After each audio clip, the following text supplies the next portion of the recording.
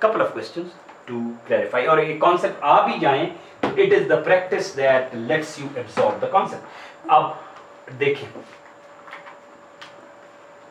ये CH2 किसी चीज का है ना, ये इसका इंपेरिकल फार्मूला है. हो सकता है इसका रियल फार्मूला हो C12H C16 H32, लेकिन इसका जो सिंपलेस्ट फॉर्म होगी जिसमें एक सादा तरीन रेशियो है वो CH2 है.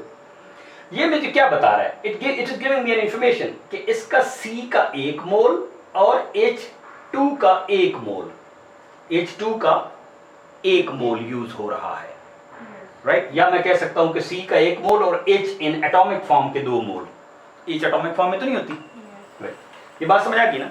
हमें ये भी पता होना चाहिए बच्चे को कि empirical formula is giving what information, this is the information it is giving.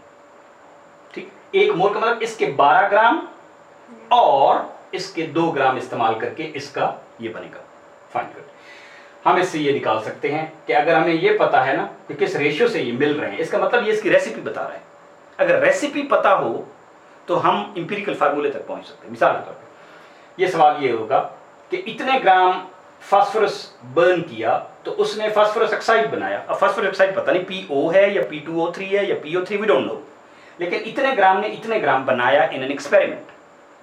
तो इसमें P इतना इस्तेमाल हुआ और O कितना इस्तेमाल हुआ. जाहिर PO ये था तो जाहिर दिस माइनस दिस O, तो इतना इस्तेमाल हुआ ना, 3.55 माइनस 1.55, तो इसका मतलब 2 ग्राम O इस्तेमाल हुआ, राइट? एटॉमिक मास कितना है इसका? 31, इसका 16. अब मास इसका कितना इस्तेमाल हुआ है? 1.55 और इसका 2. मोल हम निकाल सकते हैं, ठीक है? मोल का मैं जस्ट इसे लिख रहा हूं, ये फार्मूला में नहीं भूलना चाहिए. मोल निकाल सकते हैं फ्रॉम मास. कैसे? डिवाइड करके, ठीक है ना? ये 1.55 डिवाइडेड बाय 31 और ये 2 डिवाइडेड बाय 16, ठीक है? अब ये हमने निकाला था तो मैं उधर से देख लेता हूं. ये हमने निकाला तो ये निकला 0.05, ये निकला 0.05 और ये निकला 0.125, ठीक? अब टेक्निकली मैं ये लिख सकता हूं P 0.05 और O 0.125, लेकिन ये कन्वेंशन नहीं है. कन्वेंशन ये है कि यहाँ इंटीजर लिखने चाहिए. समझ आई ना? कन्वेंशन ये है कि यहाँ इंटीजर लिखने चाहिए. तो इसलिए मैंने अब इन रेशियोज को इस तरह करना है कि इंटीजर बन जाएं. दिस इज सिंपल मैथ्स कि अगर ये रेशियो हो तो उसको इंटीजर में कन्वर्ट करो. तो इस पे प्रैक्टिस करवानी चाहिए. तो एक मेरे पास तरीका ये है कि मैं इस पे डिवाइड कर दूं तो एक तो 1 हो जाएगा ना. इस पे डिवाइड किया 0.05 को. अब रेशियोज है ना, अब हम क्या कर रहे हैं? सिर्फ रेशियोज. इसको 0.05 पे डिवाइड किया और इसको भी 0.05 पे डिवाइड किया. तो इसको 0.05 पे, ये तो 1 हो गया, लेकिन ये कितना बना? 2.5. अब मैं ये लिख सकता हूं कि P1O 2.5. अब ये भी अच्छी बात नहीं है, स्टिल नॉट. मैं फिर इसको 2 से ज़रब दे दूंगा तो ये हो जाएगा 5 और ये हो जाएगा 2. अब मेरे पास फार्मूला आएगा कि ये P2O5 है, फास्फोरस पेंटाऑक्साइड या व्हाटएवर जो भी इसका नाम है. समझ आ गई? तो हम इससे उस पर पहुंच सकते हैं. अब हम एक सवाल और देखते हैं. अब ये हमारा बेसिक वो रहेगा. और आपने ये भी जो हमने मोल का कॉन्सेप्ट को थोड़ा सा इलैबोरेट कर इस तरह भी कर सकते हैं, look at the reverse side, कि 1 AMU असल में 1.661 × 10⁻⁴ ग्राम होता है.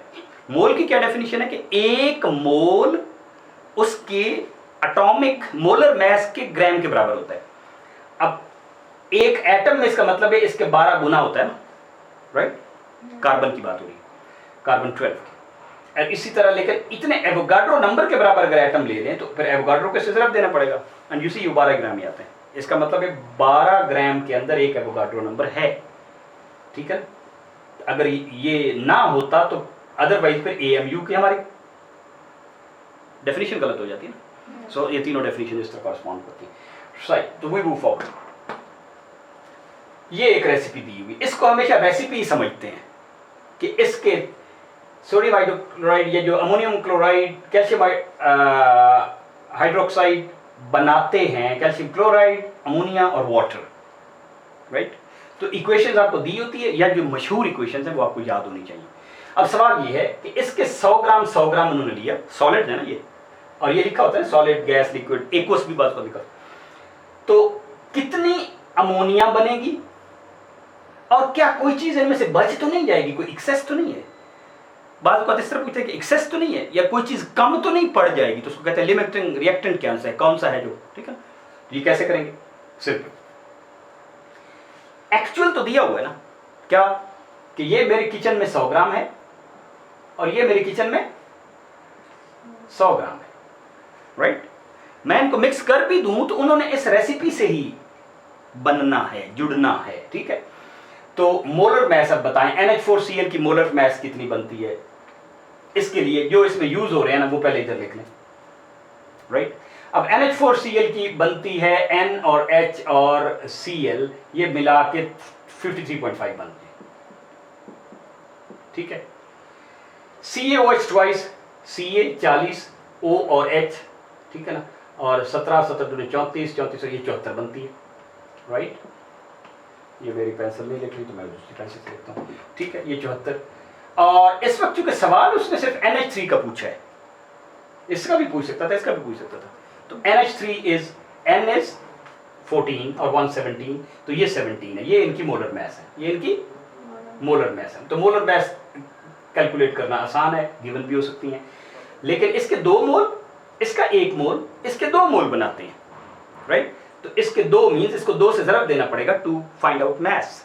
तो 2 से ज़रब दिया 53.5 को, और 2 से ज़रब दिया 74 को, 2 से ज़रब दिया 17 को। इसका मतलब है कि इसके 107 ग्राम्स और इसके 74 ग्राम्स मिला के इसके 34 ग्राम बनते हैं, राइट। यहां पे अब फन है कि 107 ग्राम 74 ग्राम के साथ ही मिक्स होंगे। This is the ratio, this is the recipe nature is following, ठीक है। लेकिन हमारे पास 100 है, तो हम इस तरीके से इसको देखेंगे। हमारे पास क्या है, ओके। तो ये एग्जाम्पल हम कर रहे थे कि अब ये रियल एग्जाम्पल है, kind of text book example, कि अमोनियम क्लोराइड और कैल्शियम हाइड्रोक्साइड को मिलाएं तो कैल्शियम क्लोराइड और अमोनिया और वाटर बनता है। ये इक्वेशन या तो आपको दी हुई होगी और या फिर आपसे एक्सपेक्टेड है कि आपको ये एग्जाम्पल इस किस्म की इक्वेशन आती है। तो सवाल ये है, a mixture of 100 gram each, ये solid solid solid gas and liquid, इसके रिएक्टेंट्स के 100 ग्राम ईच दिया है। ये बताएं कि अमोनिया कितना ग्राम प्रोड्यूस होगा, ठीक है, और क्या कोई चीज एक्सेस बच जाएगी कि नहीं, ठीक है। अब ये जो इक्वेशन है ना, दिस इज अ रेसिपी, ये हमें क्या बता रही है कि इस रेशियो से ये मिल रहे हैं, ratio by moles, 2 moles of this, 1 mole of this produces 2 moles of ammonia। हम चूंकि अभी कैल्शियम क्लोराइड और वाटर में इंटरेस्टेड नहीं है, अदरवाइज इट इज सेइंग कि 2 moles of this, 1 mole of this, ये जो कोफिशिएंट है वो मोल्स है ना, वो मोल्स को इंडिकेट कर रहे हैं। लेकिन अगर हम इसके मोलर मैस से ज़रब कर दें तो फिर हमारी मैस में रेशियो आ गई, ठीक है। हमारी मोल्स में रेशियो भी हम कर सकते हैं और मैस में रेशियो भी कर सकते हैं, और मोल और मैस आपस में इंटरकन्वर्टेबल है बाय मोलर मैस, राइट। तो एक्चुअल में हमारे पास 100 ग्राम किचन में हमारे पास ये चीज है, और 100 ग्राम हमारे पास किचन में ये चीज है, हमने मिक्स की है। लेकिन इसने मिक्स इस रेशियो से तो नहीं होना, इसने मिक्स तो 2:1 मोल की रेशियो से, या जो इसके ग्रामेज बनेंगे, ग्रामेज कैसे निकालेंगे, मोलर मैस से। अब NH4Cl ये पहले हमने लिख ली है, तो NH4Cl का हम कैलकुलेट करते हैं तो 53.5 बनता है, ठीक। CaOH ट्वाइस का, C का 40 और OH ट्वाइस का ये 74 बनता है, राइट। NH3NH14 तो ये 17 बनता है। ये है molar mass of the 1 molecule. लेकिन हमारे ये 2 है ना, तो हमें इसको 2 से ज़रब देना पड़ेगा, ठीक है, इसको 1 से और इसको 2 से, ठीक है। इसका मतलब है कि इसके 107 ग्राम इसके 74 ग्राम से मिक्स होके इसके 34 ग्राम बनाते हैं। अब ये वो लेट्स बॉइल देम, ये रेशियो ये फॉलो करेंगे टू प्रोड्यूस दिस, ठीक है। लेकिन है हमारे पास 100 ग्राम, एग्जैक्टली, ठीक है ना। अब हम इस तरह से इसको देख सकते हैं कि अगर इसके ये मैं सारा कंज्यूम करूं तो ये तो इससे कम चाहिए बहरहाल, ठीक है ना। इसका 1 हो तो ये लेस देन 1 चाहिए, 100 हो तो 100 तो नहीं चाहिए ना। इसका मतलब मैं ये सारे 100 कंज्यूम करूं तो ये इसमें से कुछ बच जाएंगे।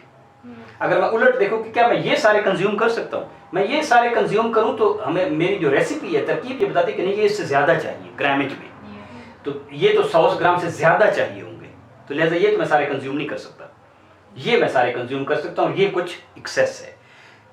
समझ आ गई ना? कितना एक्सेस है? अब देखें ना, 100 ग्राम 107 ग्राम 74 से मिक्स होता है, 107 ग्राम 74 से मिक्स होता है, तो 100 कितने से मिक्स होगा? 74 बटा 107 ज़रब 100 से। अब ये सिंपल रेशियोज हैं, ठीक है ना, वो 100 से थोड़ा सा कम आ जाएगा ना, जो भी आएगा 92 आ जाएगा, तो फर्क करो, ये 92 आप निकाल भी सकते हैं, एग्जैक्टली फर्क निकाल सकते हैं, आप दिखाएं सर। तो जब आप निकालते हैं, मैं एग्जांपल ये दे रहा हूँ, मिसाल के तौर पे हम कहते हैं कि जी 1 पैकेट मिल्क का छोटा सा और 2 टीस्पून शुगर मिल के 1 कप टी का बनता है, 1 कप टी का बनता है, ये हमारे पास रेसिपी है। 1 कप मिल्क और 2 टीस्पून शुगर का हमारा 1 कप टी का बनता है।